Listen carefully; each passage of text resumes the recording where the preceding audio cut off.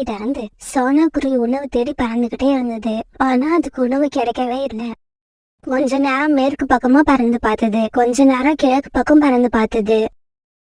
இப்படி சோனா குருவி பறந்து போய்கிட்டு இருக்கப்ப ஒரு கொய்யா மரத்துல 6 கொய்யா பழங்கள் இருக்கிறத பார்த்துட்டு அந்த மரத்துல போய் உட்கார்ந்தது. அப்பாடா, காலையில இருந்து அணைஞ்சு தெரிஞ்சதுக்கு இப்பதான் பலன் கிடைச்சிருக்கு. என்னோட குழந்தைங்க இந்த கொய்யா பழத்தை நான் எடுத்துட்டு போனா ரொம்ப சந்தோஷப்படுவாங்க. சோனா குருவி இப்படி சொல்லிட்டு இருக்கப்ப கோரிக்காக அங்க வந்து உட்கார்ந்தது. சோனா, இந்த மரத்துல உள்ள கொய்யா பழங்களை நான் ஒரு வாரமா பாத்துக்கிட்டு இருக்கேன். பழுக்கட்டமேனு விட்டு வச்சிருந்தேன். ஆனா பழுத்த உடனே கரெக்டா நீ வந்து உட்கார்ந்துட்ட. தயவு செய்து இந்த மரத்தை விட்டு நீ எந்திரிச்சு போயிடு. கோரியக்கா, உங்ககிட்டதான் மாம்பழம் இருக்குல்ல, அதை எடுத்துட்டு நீங்க வீட்டுக்கு போங்க. இந்த கொய்யா பழங்களை நான் எடுத்துட்டு போறேன். ஐயோ சோனா, உன்கிட்ட நான் எப்படி சொல்லுவேன்? என் பையனுக்கு மாம்பழம் பிடிக்காது, அவனுக்கு கொய்யா பழம் தான் பிடிக்கும். கோரியக்கா, அப்படின்னா ஒண்ணு செய்வோம். அந்த மாம்பழத்தை என்கிட்ட கொடுங்க, நான் அதை எடுத்துக்கிட்டு போறேன். இந்த மரத்துல உள்ள கொய்யா பழங்களை நீங்க எடுத்துட்டு போங்க. ஓகே சோனா, நீ சொல்றபடியே செய்வோம். இந்தா மாம்பழம், இதை எடுத்துக்கிட்டு நீ முதல்ல இடத்த காலி பண்ணு. கோரிக்காக இப்படி சொன்ன உடனே மாம்பழத்தை எடுத்துக்கிட்டு சோனா குருவி தன்னோட வீட்டை நோக்கி பறந்து போச்சு.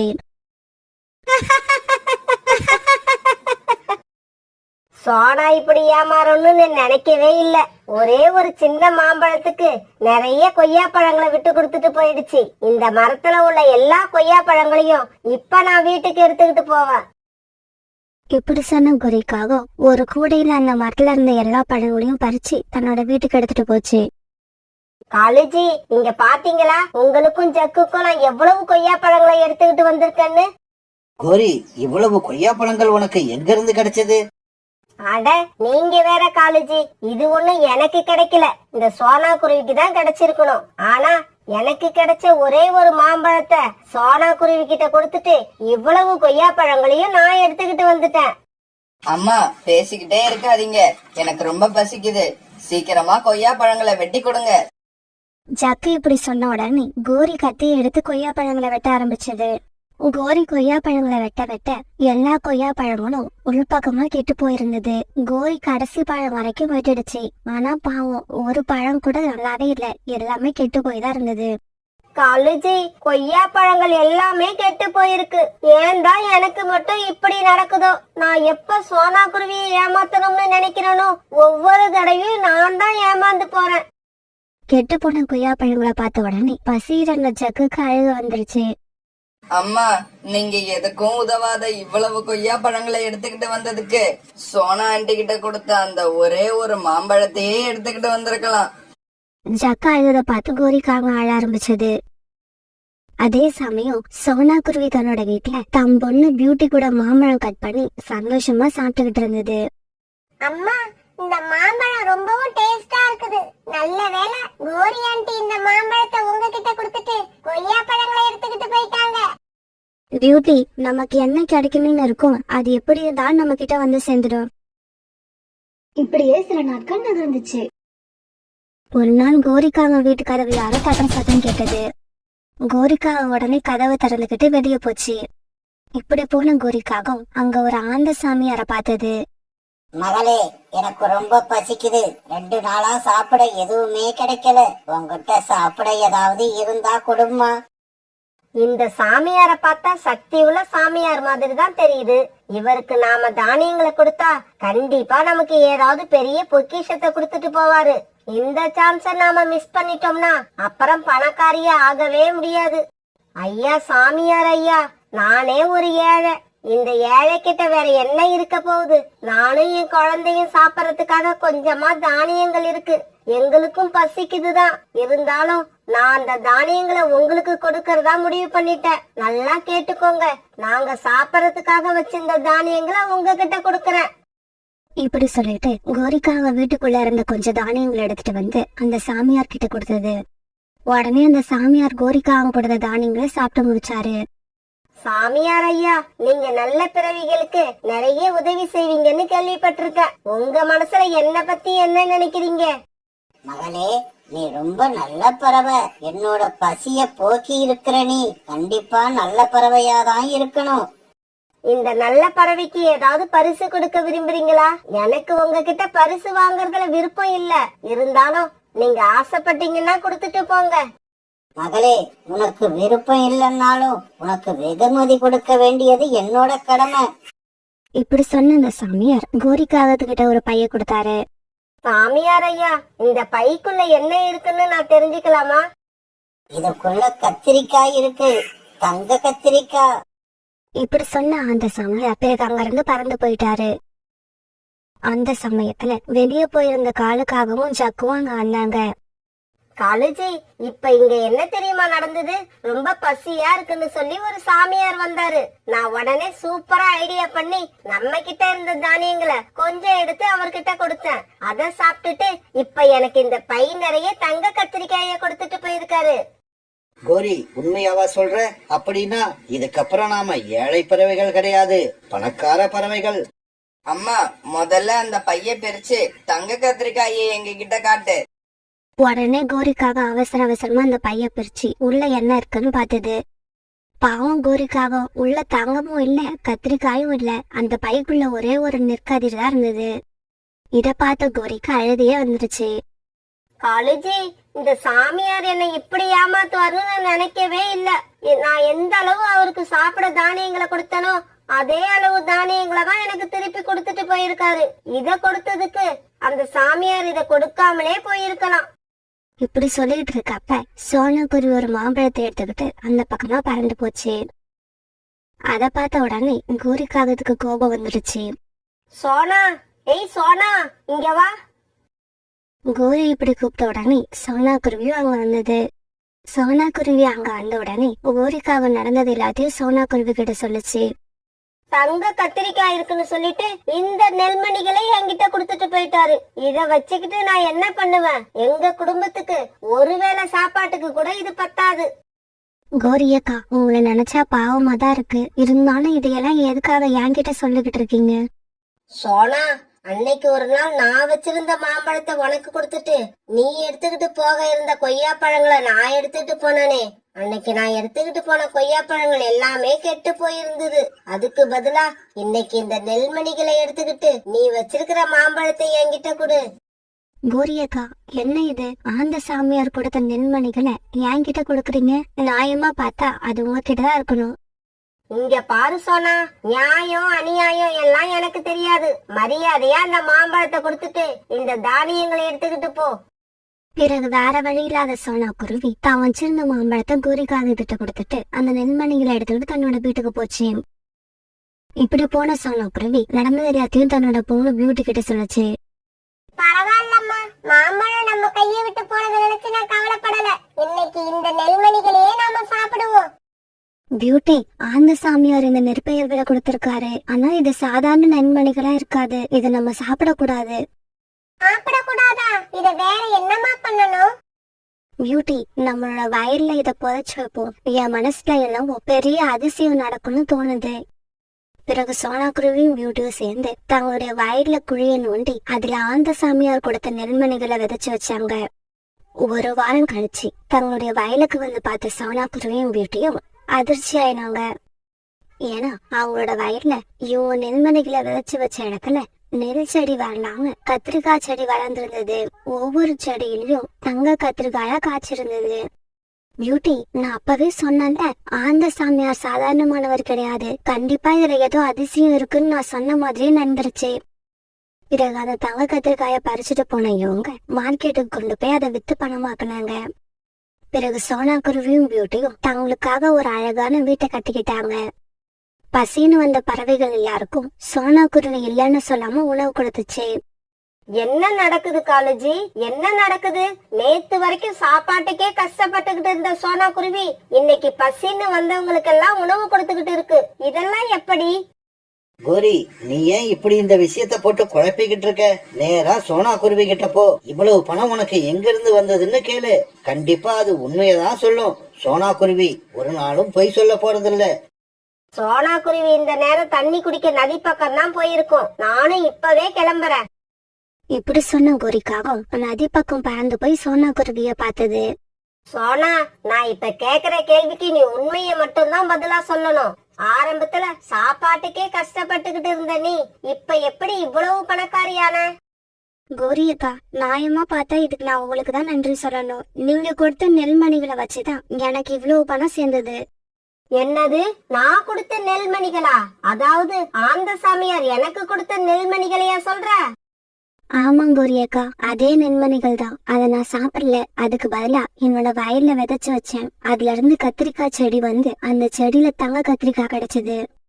இத கேட்ட உடனே கோரிக்காக அதிர்ச்சி ஆயிடுச்சு. சோனா, நீ சொல்றது எல்லாமே உண்மையாதான் இருக்கணும். நேர்மைக்கு முன்னால பொய் எப்பவுமே தோத்துதான் போகும். நான் எப்ப பேராசைப்பட்டாலும் தோத்துதான் போறேன். ஒரு நாள் நிறைய கொய்யா பழங்களுக்கு ஆசைப்பட்டு என்கிட்ட இருந்த மாம்பழத்தை உன்கிட்ட கொடுத்துட்டு போனோம். அன்னைக்கு நான் எடுத்துக்கிட்டு போன பழங்கள் எல்லாமே கெட்டு போயிருந்தது. ஆந்த சாமியாரோட பசியை தீக்கணுங்கிற எண்ணத்துல அவருக்கு நான் உணவு கொடுக்கல. எனக்கு ஏதாவது கிடைக்கும்னு எதிர்பார்த்துதான் அந்த தானியங்களை கொடுத்த. இதெல்லாம் தப்புன்னு எனக்கு இப்ப நல்லா தெரியுது. நான் இனிமே பழையபடி இருக்க மாட்டேன். என்ன மாத்திக்க போறேன். இப்படி சொன்ன கோரிக்காகும் அழுதுகிட்டே அந்த இடத்தை விட்டு பறந்து போச்சு.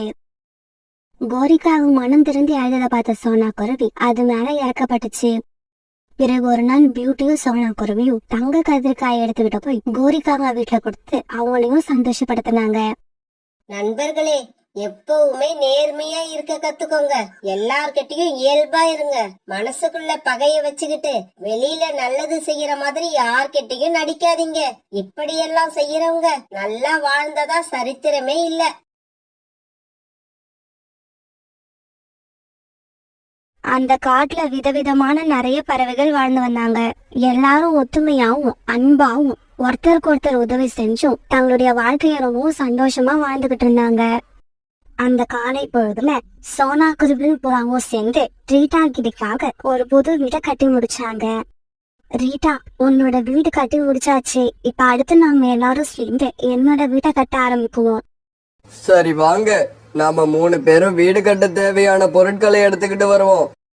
இப்படி பேசிக்கிட்டானுங்க காட்டுக்குள்ள போய் வீடு கட்ட தேவையான எல்லா பொருட்களையும் எடுத்துட்டு வந்தாங்க. ரீட்டா, இன்னைக்கு சாயங்காலத்துக்குள்ள நம்ம எப்படியாவது இந்த வீட்டை கட்டி முடிச்சாகணும். கவலைப்படாத சோனா, நீ நினைச்சதை விட வலிமையாவும் அழகாவும் உன்னோட வீட்டை கட்டி முடிப்போம். புறாண்ணா, நானும் ரீட்டாவும் வீட்டை கட்ட ஆரம்பிக்கிறோம். நீங்க போய் எங்களுக்காக உணவு எடுத்துட்டு வாங்க.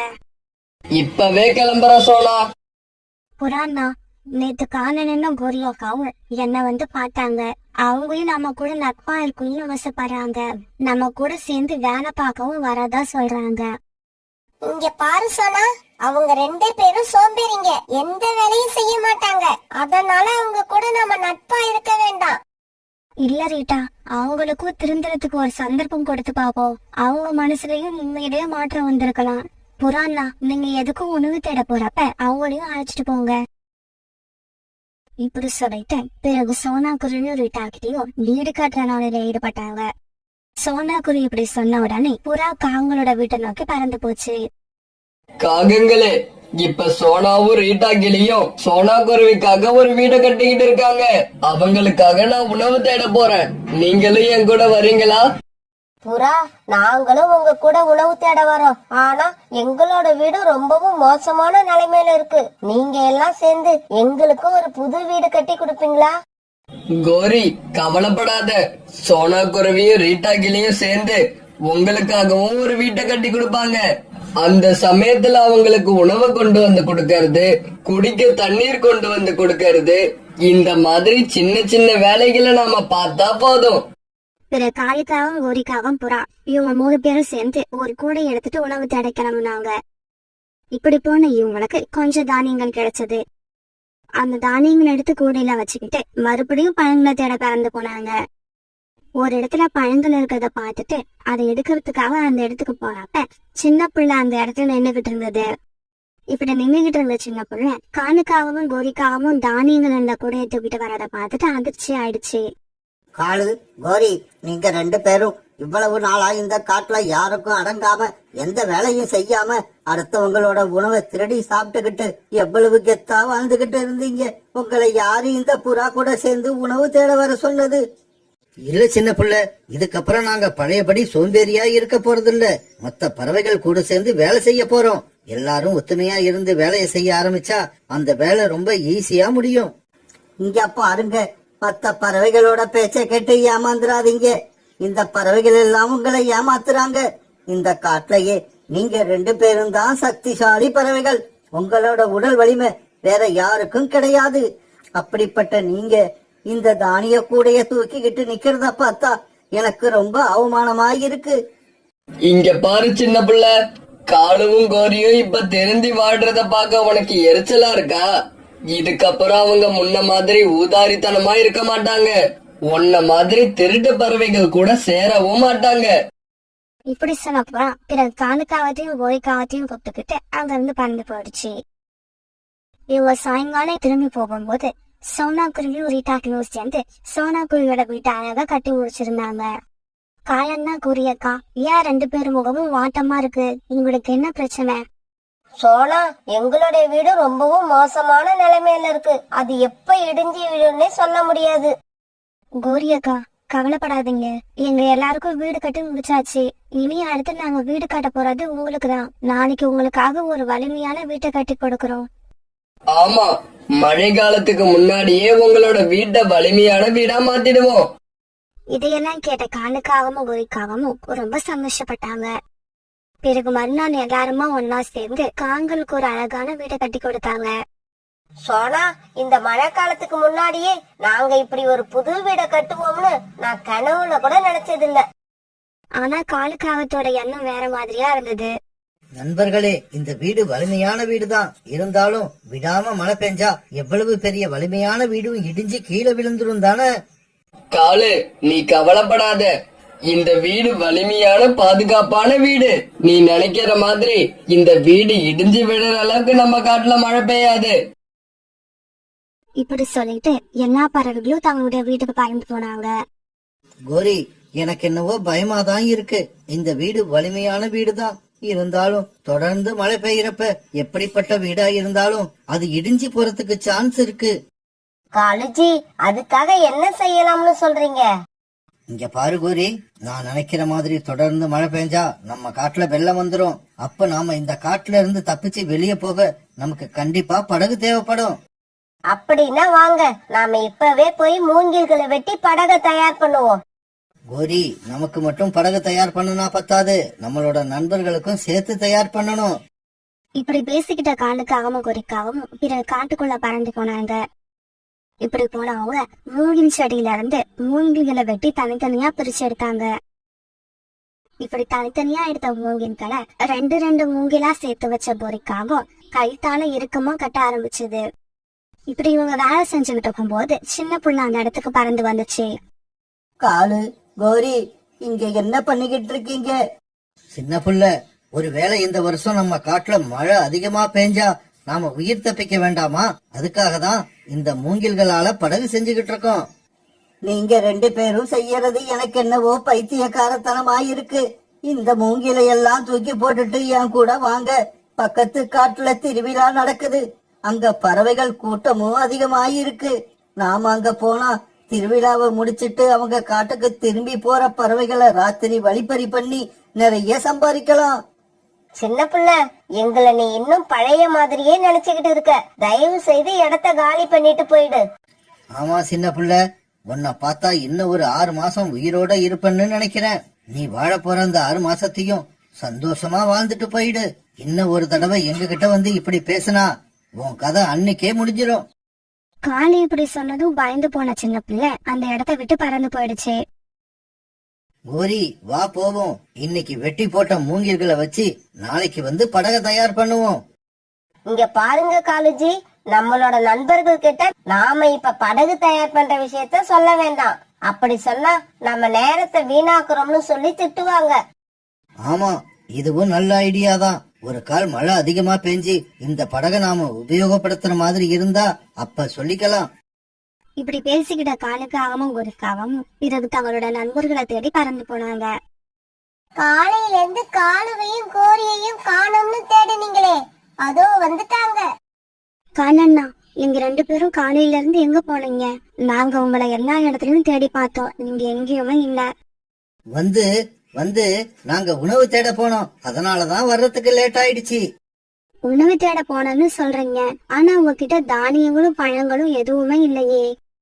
நாங்க எல்லா இடங்கள்லயும் தேடி பார்த்துட்டோம், எங்களுக்கு எதுவுமே கிடைக்கல.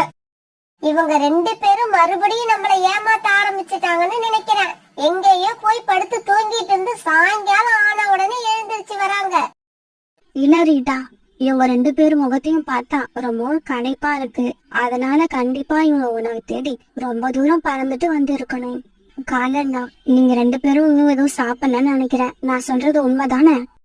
உண்மைதான் சோனா. ஒண்ணுமே கிடைக்காதப்ப நாங்க எப்படி சாப்பிட முடியும்?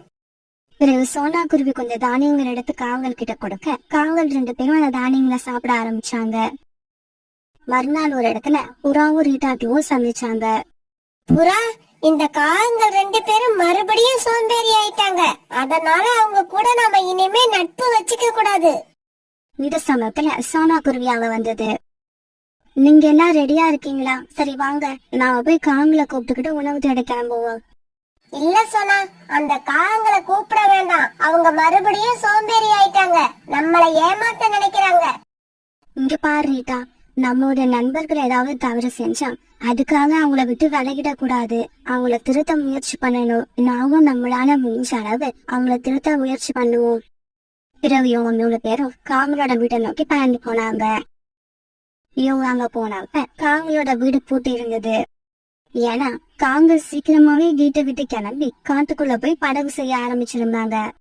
ரீட்டா, நீ சொன்ன மாதிரி இந்த காகங்கள் 2 பேரும் பழையபடி சோம்பேறி ஆயிட்டாங்களோ என்னவோ. இப்படி பேசிக்கிட்டு அவங்க 3 பேரும் பிறகு உணவு தேட பறந்து போனாங்க. ஆனா காங்கள் 2 பேரும் உணவு கூட சாப்பிடாம படகு தயார் பண்ற வேலையில முழுமூச்சா ஈடுபட்டு இருந்தாங்க. பிறகு அன்னைக்கு சாயங்காலத்துக்குள்ள காங்கள் 2 பேரும் சேர்ந்து மூங்கில்களை வச்சு படகுகளை தயார் செஞ்சு முடிச்சிருந்தாங்க. கோரி, நம்ம படகு தயாராயிடுச்சு. இதுக்கப்புறம் நம்ம காட்டுல வெள்ளம் வந்துச்சுன்னா நமக்கு அத பத்தி கவலையே இல்ல. ஆமாங்க, நாம வெள்ளத்துல இருந்து தப்பிக்கிறது மட்டும் இல்ல, நம்மளோட நண்பர்களையும் உயிர் தப்பிக்க வைக்கலாம். இப்படியே 2-3 நாட்கள் ஓடிடுச்சு. பிறகு ஒரு நாள் அந்த காட்டுல கடுமையான மழை பெய்ய ஆரம்பிச்சது. மழையோட வேகம் ரொம்ப அதிகமா இருந்தால பறவைகள் எல்லாம் தங்களோட வீட்டுக்குள்ள பயந்துகிட்டே உட்கார்ந்துருந்தாங்க. இந்த மழை இதே மாதிரி விடாம பெஞ்சுக்கிட்டே இருந்தா கண்டிப்பா நாம எல்லாம் உயிரோட இருக்க மாட்டோம். சோனா குருவி மட்டும் இல்ல, அந்த காட்டுல இருந்த எல்லா பறவைகளும் அதே நிலைமையில தான் இருந்தாங்க. மறுநாள் பொழுது இருந்துச்சு. தங்களோட வீட்டை விட்டு வெளியில வந்து பார்த்த பறவைகள் எல்லாரும் அதிர்ச்சி ஆயிட்டாங்க. ஏன்னா வெள்ளம் அந்த காட்டுல கரை புரண்டு ஓடிக்கிட்டு இருந்தது. பிறகு எல்லா பறவைகளும் ஒரு மரக்கிளையில வந்து ஒன்னா உட்கார்ந்தாங்க. சோனா, இப்படி நம்ம காட்டுல வெள்ளம் வரும்னு நான் நினைச்சு கூட பார்க்கல. மழை அதிகமா பெய்யறதால இப்ப நம்ம இந்த காட்டை விட்டு பறந்து கூட போக முடியாது. ஆமா புறாண்ணா, வேற வழி இல்ல. மழை விட்டாதான் நம்ம உயிர் தப்பிக்கலாம். இல்லைன்னா இந்த காட்டுல உள்ள நாம எல்லாரும் கண்டிப்பா உயிரோட இருக்க மாட்டோம். இவங்க எல்லாரும் இப்படி பேசி அழுதுகிட்டு இருக்காப்ப காலுக்காகவும் ஒருக்காகவும் அந்த இடத்துக்கு வேகமா பறந்து வந்தாங்க. நண்பர்களே, வாங்க, சீக்கிரமா எங்க பின்னால வாங்க. நாங்க உங்க எல்லாரையும் பாதுகாப்பா இந்த காட்டை விட்டு அழைச்சுக்கிட்டு போறோம். எப்படி அழைச்சிக்கிட்டு போக முடியும்? மழை இப்படி பெய்யறப்ப நம்மளால தொடர்ந்து பறந்து போக முடியாது. இங்க பாருங்க, உங்க கேள்விக்கு இப்ப எங்களுக்கு பதில் சொல்ல நேரம் இல்ல. எங்க மேல நம்பிக்கை வச்சு எங்க பின்னால வாங்க. பிறகு காங்கள் பின்னால சோனா குருவி, புறா, ரீட்டா கிளி இவங்க 3 பேரும் பறந்து போனாங்க. பிறகு இவங்க எல்லாரையும் காங்கள் 2 பேரும் அவங்க தயார் பண்ணி வச்சிருந்த படகுல உட்கார வச்சாங்க. பறவைகள் எல்லாரும் அந்த படகுகளை பார்த்துட்டு ரொம்ப சந்தோஷப்பட்டாங்க. பிறகு எல்லா பறவைகளும் அந்த காட்டை விட்டு பாதுகாப்பான வேற காட்டை தேடி போக ஆரம்பிச்சாங்க.